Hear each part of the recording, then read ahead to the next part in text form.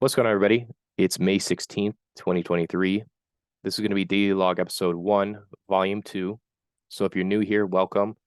I did this last year, daily logs, where every day I was reporting price action and basically just an update on what price is doing, forecasting for the day ahead.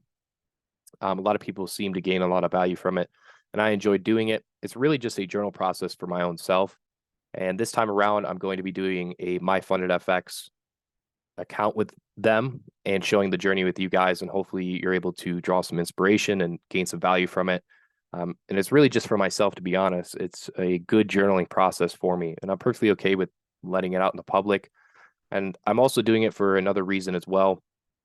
I don't want to go too far on a tangent or rant, but I'm doing it for the aspect of, if you're following somebody on social media that claims to know these concepts and has followed ICT, and they're selling some type of product or they're selling some type of service, I want to set the standard that these people should be held accountable to a certain degree, that they should be showing you guys transparency. If you're willing to put money to these people, they should be willing to show you transparency with real receipts, not just charts and executions. I want you to understand, if you're newer, these things can be highly manipulated and faked. I've been in this industry for a long time, and you would not believe the degree in which people are willing to go in order to manipulate you. A lot of it is very smoke and mirrors. A lot of people are willing to fake MT4 executions, even trading view executions, even going through people's logs or, in their broker statements. People are willing to fake it all. And you need to be highly aware of that. And I just want to bring that transparency and hopefully set a standard for a lot of people when they look at me. And I'm never going to sell a service. I don't really plan on it. And if I ever do, it's going to be because I have transparency and you guys can clearly see that. So that's just kind of a first off. So today, if you've been following along in my Telegram, I'll have it linked below. It's pinned to the top of my Twitter page at @CJTrades _@CJTrades. So you can go ahead and follow me there. It's usually where I'm talking the most. I don't talk too much on Twitter, at least try to stay off of that. So I kind of want to do a debrief here first on the first episode, just so everybody's caught up on the same speed, especially if you're newer here, if you haven't, followed me for a long time. Welcome. I appreciate you. So I talked about yesterday in the weekly forecast how I wanted to see lower prices today. And the reason being is I talked about multiple factors, dollar index, euro, GU.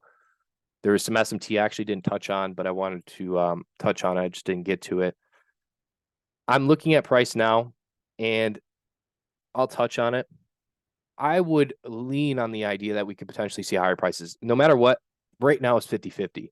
It sucks to say that. We're in highly manipulated times. It's very difficult to navigate. So your risk needs to be dialed back a lot, and your frequency in trading needs to be dialed back a lot. So you have to expect very much less precision than at least that we've had in the past, if you've been trading for some years now with these concepts. So don't beat yourself up too much if you're getting things wrong, if you're taking losses. The main thing in these environments is to dial back your risk, to have extremely good money management, and to have a really good grip on your psychology. And that's something I'll talk about throughout this entire process of going through the funded account, is really mainly psychology. I think we get caught up too much in these concepts and how they work and the technical science behind them, but we always forget about the psychology that is really the main ingredient to trading and how that really affects us as traders. And I have a really good book.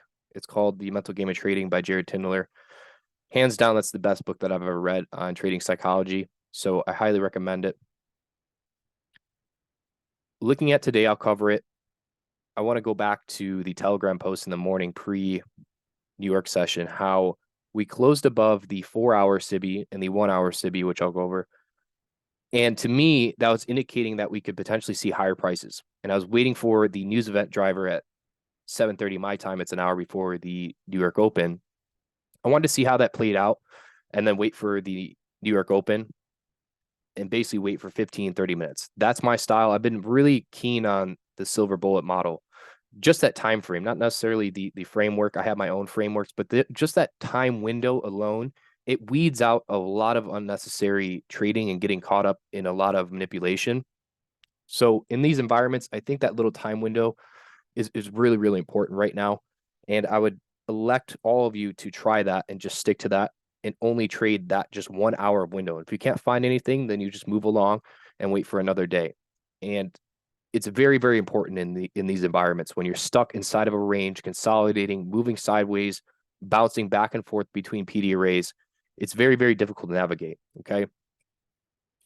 So on the daily time frame, nothing much has changed. We're still residing inside of this BISI here, and then the balanced price range up here. Once we close underneath one of these, we'll get a little bit more clear direction and narrative as far as where price wants to go, in my opinion, because once we break underneath and close fully on a daily time frame, either we're going to head for the sell side liquidity with the volume imbalance, or we're going to head for the buy side liquidity. And that's just kind of where we're at right now. Right now, it's very 50-50. I could call both sides, to be honest with you. I could see both sides, both cases. There's nothing that I could lean on fully to make a hard bias. So please be aware of that when you are trading. Don't beat yourself up too much in these environments, okay? So last night we talked about how this SIBI here, if we're going to see lower prices, in my opinion, I wanted to see this respected, and I wanted to see us move lower into the sell side liquidity here and fill in the remaining portion of this fair value gap, which we closed above. So coming into New York session, we closed above it. Now, to me, at that point in time, I'm not necessarily looking at shorts. I was leaning on the idea that we could possibly see higher prices with the news event driver, which we did not. And I'll go cover once we get down to lower time frames. So we have relative equal highs up here, the premium fair value gap. 1 hour time frame. Sorry, let me move this over real quick. If you guys don't know, this is the way I chart, is I always have a vertical line to the right, and then I attach basically all the sell side, buy side liquidity pools to it. Keeps things really neat and organized, and I have everything visible to that certain time frame. Apparently that's a huge gem to people, which I didn't know. I keep everything to the specific time frame that it's on. So this SIBI here, which was nested inside of that 4 hour, both of these I wanted to see last night respected, or at least left open to seek lower prices, which we did not. Overnight, we closed above it. So when I'm looking at price and I'm reading order flow, if we're closing above bearish PD arrays and we're not respecting them, when you're reading order flow, to me, that means that we're not bearish. We potentially could see higher prices. But when we're consolidating, it doesn't really mean as much. It's not as important because everything's just sideways. So you can kind of expect that. It's the reason why I'm not expecting high precision. I'm not expecting to be very high in my strike rate right now. And it's why I'm dialing back my risk. I'm dialing back my frequency, and I recommend it all to you as well. So I noted how once we closed above this, I extended it out in time, and I'll reel it back in time. This was before the news event driver this morning. So I extended out this fair value gap. This now becomes an inversion level coupled with this fair value gap. So inversion fair value gaps to me they're not something that I'm necessarily entering off of, but if they have something coupled within it, meaning if they have a fair value gap inside of it, or if they have another PD array that exists within it, it creates more confluence for me. And especially when you're in a trending model and you're closing above old SIBIs, you're coming back down into it with a BISI coupled inside of it. It's a really great confluence. And this is what I initially wanted to see in the morning was, can we drop down into this BISI here and head for the buy side liquidity? And I'll show on lower time frames, there's relative equal highs up here and then the buy side liquidity there. And that's why I initially wanted to see this morning. It didn't mean to buy in here. It didn't mean that I was looking to go long in here.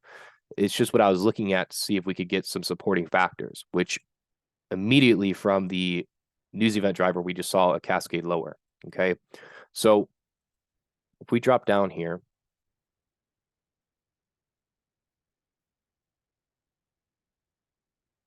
I'll leave these on once we replay it. The relative equal highs up here was my interest initially this morning. I thought that these were too clean and it could potentially take those out. After taking out sell side liquidity, we dropped down into that inversion of fair value gap. Remember, the 1 hour actual BISI was residing in here. So I was watching price. I wanted to see if we could get a displacement away from it. And then this wasn't even in the time zone. I'm just sitting here observing. I'm waiting for the silver bullet hour, which for me is in this time window here. Okay. It's from 11 a.m. to 10 a.m. to 11 a.m. New York local central time. But for me, it's 9 a.m. to 10 a.m. Yes, I have it dialed to my time zone. It's just something that I'm comfortable with. I've done this for many years now. Okay. So that's what I was initially looking for in the morning session. It's the reason why I was stating it. But as soon as we collapsed beneath this, and especially this one here on a 15-minute time frame, there's a BISI in here. So that bigger blue box is the inversion level on the 1 hour. And then this one here is what I was looking at to see if we could drop down into it and respect it and see if we could get a displacement away from it. Okay. Now, immediately from the open, we saw a dump lower. Everything that I initially wanted was put to the sideline. So I initially wanted to go long, or at least was looking at longs, but we didn't get it. We cascaded lower. We're breaking BISIs. And I took your attention towards the low here at 41.27. And then the new week opening gap was in here, and I'll show that on a 5-minute time frame. So if we look at the 5-minute time frame, as soon as we dropped lower and we created this fair value gap, I was perfectly comfortable with going short, only if we returned into a premium, meaning that from this dealing range high here down to the low, if price retraced into a premium, so above 50%, if we returned into that, I was willing to go short. And you can see here, all we did was just simply IOFED it, meaning institutional order flow entry drill, just touching the high of that fair value gap, the discount low, and then cascading lower. So with IOFED, to me, it's just something where I read order flow. It's not an entry pattern for me because I've got caught up way too much chasing price or just getting really bad entries with them. I think it's just a really good tool to use when you're reading order flow. It's not something that I'm necessarily looking to enter off of. I would rather want price to return into a premium or a discount, especially when you're looking at like a 5-minute dealing range or lower. To me, that's the best case scenario, and it protects you the most. I found the most consistency that way. I think with this, it's harder to predict, right? So to me, that's not a missed trade.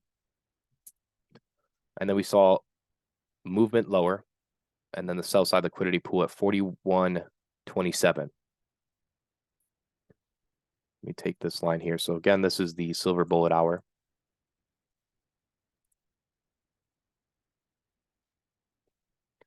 I took your attention how all I wanted to see was the new week opening gap respected and then draw towards 41.27. That's just simply me observing price. It doesn't mean to enter. It doesn't mean I was entering into it because there's nothing in here for me to enter into. There's really not a nice fair value gap, especially on a 5-minute time frame. The only thing in there is a new week opening gap, which to me, new week opening gaps are just draws on liquidity or simply observing how price respects them or disrespects them. It's nothing that I'm entering off of, okay? And once we saw this displacement lower, we took out the low here. At this point in time, this is where I took my loss, and I'll show it full transparency. Of course, in hindsight, I can look back on it and say how I shouldn't have done this, but to me, hindsight bias is nothing important, okay? At this point in time, when we cascaded lower underneath this low, we created a 5-minute fair value gap, okay? If I go into a 1-minute time frame, simply from dealing range high to dealing range low, there is a fair value gap in here as well. And if you've been following me for a long time, the 5-minute nested fair value gap is something that I really, really enjoy. Meaning that the 5-minute time frame has a fair value gap, the 4-minute, the 3-minute, the 2-minute, and the 1-minute residing inside of my model. So to me, if you go to my Twitter, I have my models posted. This is model 3, just a simple continuation pattern.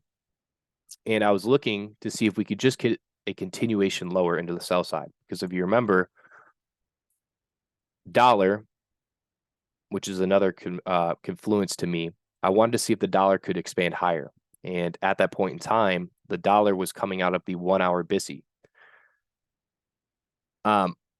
There's so many factors when you look at hindsight trades, or if you look at losses or even winners, there's so many factors to it in real time that you're trying to decipher.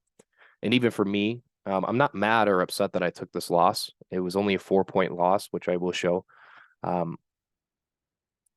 me, I'm following all my rules. In hindsight, yes, I'm going to show how I was able to basically predict that we we're going to run back to 41.56. I didn't take any trades on the later portions of the day. That was my only trade of the day. Looking at it, we took out sell side liquidity, and then we just immediately reverted, and NASDAQ failed to make the lower low. YM did make the lower low with it.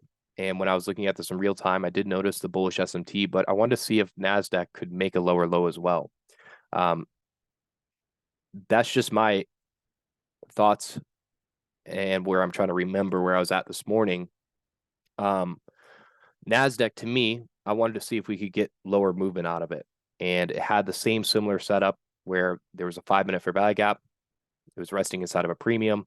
So to me, I just wanted to see if we could get a movement lower. And I was really only looking for about 5 to 10 handles. I wasn't, if I could, depending on the movement, I wanted to see if we could target that low there. Okay. So please don't be in the comments, I guess, giving me advice or telling me what I did wrong or right, because I'm the biggest critic of myself. And obviously I know what I did wrong, quote unquote. No matter what, this all goes back to kind of the main point of the starting video is all of this is psychology. And no matter what, we're humans. We're going to make mistakes. We're going to make errors. We're going to read the direction wrong some days, even myself. The biggest point is managing your emotions, managing your capital, and making sure you don't blow it. Okay. And I'm going to show that through transparency is after this loss, I didn't go and chase price. I didn't try to hop back into it. I didn't try to revenge trade. I just simply let price do its thing. Okay. So that was the trade that I took, which let me pull it up here. So you can see here, I entered it on that fair value gap, which was spread.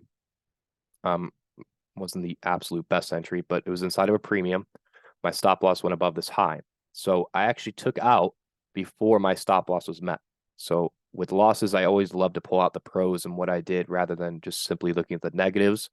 I took out before we took out the high because we were closing above the Sibian here. And even on the 5-minute, we're closing above it, which immediately indicates to me my trade idea is wrong. I'm invalid. I have to press the button, get out of the trade, cut off the toxic relationship, and don't let it ruin you further more than it needs to be. I think with losses, as soon as you can feel or at least see with real evidence that it's invalidated, immediately close the trade. Don't let it ruin you even further because you're just spending more mental capital than needs to be. I actually really enjoy these type of losses because it's very quick, immediate feedback. I didn't spend much time inside of this. It took me out less than 4 minutes and I was done. Same thing with winners. I love immediate feedback. I don't like being in trades for a long period of time because, in my opinion, you're spending a lot of mental capital, meaning that the more time that you carry out throughout the week with trades, especially with winners and losses and quote unquote missed trades, you're basically wearing yourself out. It's the same thing as working out. As you get more and more sore, you're not able to spend enough energy. And if you don't have that mental capital there, you're going to make more and more mistakes and you're likely to have induced emotions come into your trading. So tilt, fear, anger, greed, all of those emotions are more likely to play out if you continuously spend that mental capital. So I think that's a really good note. After we closed above this, we retraced higher. At this point in time, I was looking at how NASDAQ failed to make the lower low. And to me, I wasn't willing to go short again because if we were to go lower, it should have already done it. and I don't want to go too far back, but the main reason why I was also looking at the short down here, some of you may be looking at it, yes, this is in a very deep discount, but the fact that we left this 5-minute fair value gap open and we didn't retrace into a premium, it was signaling to me that we could potentially just want speed into the lows. When you're not fully closing in fair value gaps, you're just IOFEDing it, especially on a 15-minute time frame. We were immediate rebalancing this low here, and we dropped lower. So at that point in time, in real time, I'm deciphering, I'm saying, okay, it looks like we really, really want speed. We want to really get into these lows, which I just read it wrong. But in that moment in time, that's what I'm thinking, and that's how I'm analyzing price is we left this open, we failed to go into a premium, we're displacing lower quickly. We could just simply come into this fair value gap and dump lower again. After we closed above this, I didn't want to short up here because at this point, it should have already gone lower at that point. And I'm looking at this, and I'm looking at the relative equal highs, and I'm seeing a market maker buy model.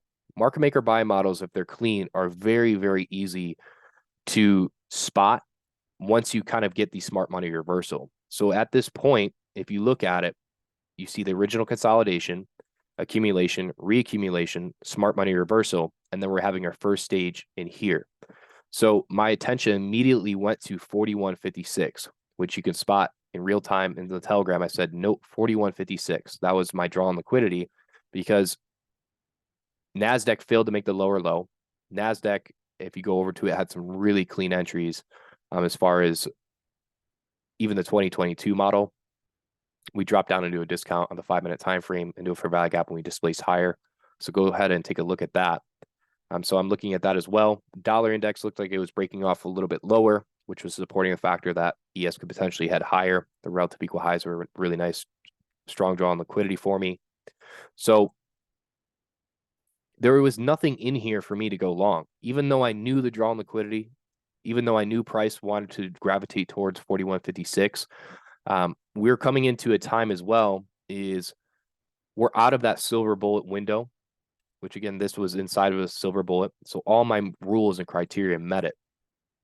But as soon as we're outside of that window, I start to get a little less confident in price, especially when we start moving towards the lunch hour. I don't typically like to trade before the lunch hour or even inside of the lunch hour. Those type of entries, I've gotten stopped out way too many times in that time zone. So I've elected to just basically not trade that time zone. You can see in here how price just stalled. And let me play it out here. All we did here was we dropped down, and if you extend out all of these last down close candles, you could technically call that your bullish order block. There's nothing really on a higher time frame that is a clean, just basically one singular candle. And that's not my model. That's not part of my rule set. My rule set is finding a fair value gap inside of a discount or a premium that targets buy side liquidity or sell side liquidity. That's as simple as I could put it. So there's nothing in here. There was a fair value gap here, but that's not inside of a discount. There's one down here. But to me, if we were to drop all the way down into there, that's going to be invalidated to me. It's too deep of a discount. We displaced higher. We poked our head above this fair value gap, which turns into a inversion fair value gap. And I noticed this down close candle, which would be your bullish order block. Again, that's not part of my model. My model says the fair value gap is my entry pattern. So that's the only thing that I'm utilizing is a fair value gap for my entry pattern. It may not be for you, but for me it is. And I'm trying to walk you guys through the process of how I trade my model and the rule set that I have. So I'm just observing price. There's nothing in here that would validate me to go long. We're moving into lunch hour. So everything just moves to the side for me. Even though I strongly believe we're going to move towards 41.56, I can't just jump into price. I can't just FOMO into price because if I do that, I'm breaking my rules, I'm breaking discipline, and those are going to bleed into other criteria in my trading where it's going to affect me negatively. So I just have to stand still and do nothing and hopefully just wait for my entry pattern to form. But if it doesn't, then it is what it is. If you know a draw on liquidity, but your entry pattern never forms, then you didn't miss anything. Missing an entry or a trade is seeing your model with all your rules and not taking the trade. To me, that's missing a trade. Okay. So you can see here, we just accumulated basically inside of this inversion fair value gap and then inside of the mean threshold of this bullish order block. And right towards the end of the lunch hour, we started to displace higher and gravitate towards these old new week opening gaps. And if you look at a 1 minute time frame here, we displaced higher, leaving a small fair value gap in here. We dropped down into it. Personally, I don't like this type of entry pattern. The reason being is, A, we're inside of lunch hour. We built up relative equal lows in here throughout the entire lunch hour. And going into at least noon, my time, that can induce volatility where we take out lunch hour lows. And I'm just not willing to do that. I'm not willing to put money behind it. If anything, I'm just willing to let the trade go. You can see here, if we jump back out to a 5 minute, there's a lot of volatility that came into the market, and we cascaded higher almost to 41.56. We didn't quite get it today, which I had some questions from a few people why we didn't reach 41.56. A, we're in a really consolidated market, so you can't expect really large expansions. I was observing price. I wasn't actually near the charts. I was away looking at my phone, and we didn't quite get to 41.56. I wanted to see if we could respect. There's a 5 minute fair value gap in here, and then even on the 15 minute, I believe there's one other one. Yeah, this one here. Once we dropped down into it, I was just seeing if we could respect it. But at this point in time, NASDAQ took out its high. So this high here is where ES's high is. And if you ever are looking at trade ideas and trying to validate or invalidate them, especially in a market maker buy model or sell model, if one of the future contracts takes out its high or its low of the market maker seller buy model, it can create lower probability in your trade idea because that's now bearish SMT. So it can allow price to retrace deeper. And I'd mentioned how lunch hour had these relative equal lows in here. So the fact that we have relative equal lows in here behind all of this is very concerning with bearish SMT. And we have the new week opening gap, which we didn't close above, and then we saw a displacement lower. So if you're wondering why, I guess this didn't play out, I think that there's a few factors there. And again, we're in very fickle market conditions where we're not able to get these large expansion runs. If we're in a really good, clean, bullish environment, I would elect to believe that we would have ran through the buy side liquidity and we would have continued higher. But we're just not in those type of conditions. So if you're inside of a trade idea, partialing out is a really good idea. Protecting yourself, not expecting full expansions. I think taking static 1 hours or 2 hours in these type of environments are probably the best rather than partialing out. Because to me, partialing is when you're in expansion type of markets where you can take out at every new swing low or every new swing high and kind of just trail your stop loss. In these conditions, it's very dramatic pullbacks and things that you don't expect. Okay. From there, we just drifted sideways, and I didn't see anything in here fruitful for me to get back into the market. So, few notes for me. I'm happy that I didn't jump back into the market. I'm happy that I followed my rule set. There was nothing in here for me to go long, even though I took a loss down here, and I could have been mad and upset that, I didn't read it right. It's completely normal. These type of things are normal. And it's what you don't see on social media. You don't see this type of transparency between people because they're scared to show their losses. They're scared to show their mistakes. They're scared to show how they didn't read the market correctly. And I'm willing to show that because it's what a real trader goes through. This is what a reality of a trader goes through. And most people are not willing to show this to you. It's perfectly okay to make mistakes, quote unquote, like this. To me, it's not a mistake. I followed my rule set and I just read it wrong. We move on the next day, reduce the risk. And in these type of environments, I'm not expecting this type of precision. Okay. So hopefully, I know this is a really long video, but I think there's a lot of good things that were covered today, even though we're in such a tight range and really not moving much. There's still so much in here that you can gain and value from it. Let me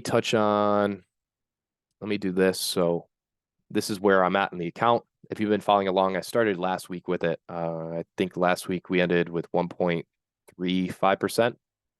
And then today I took less than 0.5% loss. So now we're residing at 0 point. So basically 1% up on the account right now. You can see the equity curve last week.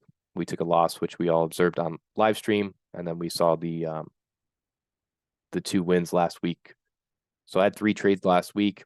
And then today we were resting at the initial balance, 202,695. And now we're residing at 201,877. And then we'll go down to here. So here's all the business here. And then here's all the trades so far. So last week we had our 1 loss, less than 0.5%. And then today, less than 0.5%.